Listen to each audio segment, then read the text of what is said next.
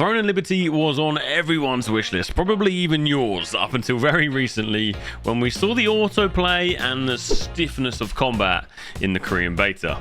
Now, we've recently been sent an interview where things may be changing for the better. Now, I'm continuing on with my new series, and I'm going to let you know whether this game still deserves your hype or whether it belongs in the waste pipe. Now, as I've just mentioned, the main issue everyone had with what we saw in the Korean beta was the stiffness of the combat. When you perform an attack, you kind of get locked in place.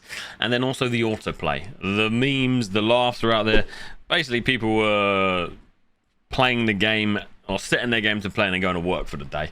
People were setting their game and they're going to make dinner. And the autoplay was just running wild.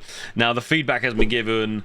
People have taken the piss. We ain't playing it in its current state. We ain't playing it, and that's correct, right? I'm sure there is definitely a small audience that will play it, but as a general blanket statement, people are not playing Throne and Liberty in the state that it currently is in.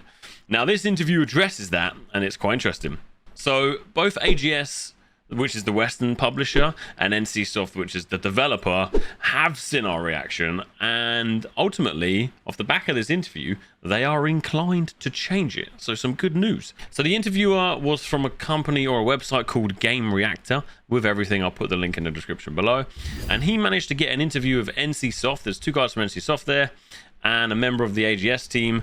And basically what I'm going to do is give you essentially a summary of what's been said and what's gone on in there. Of course, if you want to watch it, the link's below. So absolute credit to the interview. He basically, within the first 30 seconds, went in and asked about what happened in the beta test in Korea, what the feedback was. So the feedback they got was that the game felt grindy and the progression was too slow, which they have said that they have now changed and they are improving.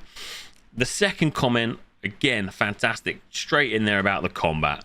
The comments about the combat, that it was static and it was exactly how they designed it.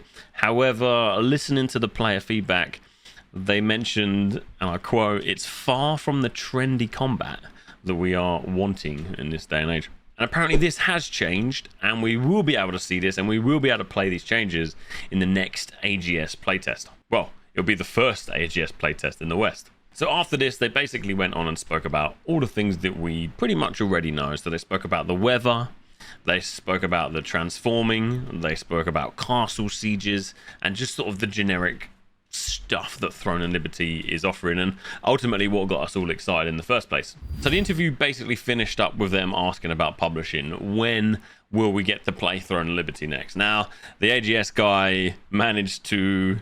media trained guy basically managed to dodge the question, but he did say that within the next technical test, we should start to see the things that they're speaking about in this interview. So the static combat, the autoplay, these should have changes. Now, how far they'll change them, of course, we don't know until we play it, but this is good news. In my opinion, this is good news. They're listening to player feedback and they are committed to changing based on what you guys have been saying.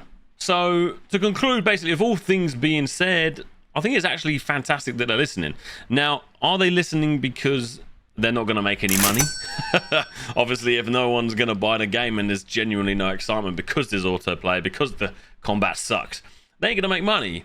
So are they changing it purely because of a financial point of view? Because it's slightly different from what NCSoft were designing, or are they genuinely changing it because they genuinely want to appeal to their player base? Either way, I'm kind of happy with both outcomes, to be honest. As long as they are changing it, as long as we get a good game to play, I think that's good for all of us. Now, the question, my new little series, does this game deserve your hype? In my opinion, until we get the Western beta, don't cross it off your wish list. Don't cross it off your wish list just yet. Leave it on there. Let's go and play the beta together. Hopefully we all get a chance to play it. Hopefully it's free. Then we can form our opinion. So yes, it doesn't belong in a waste pipe just yet. It does deserve your hype for now.